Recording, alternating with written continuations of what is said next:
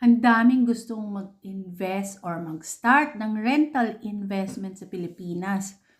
But the problem is, they're not willing to spend time on their education.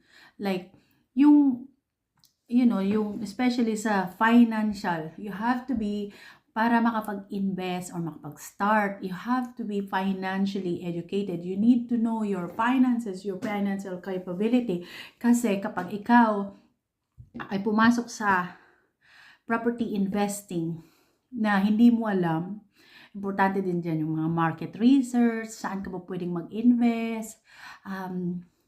Those are very important na kailangan mong malaman. So, if I were you, if you really want to start your rental investment in the Philippines this coming 2025, look for mentorship or join some networking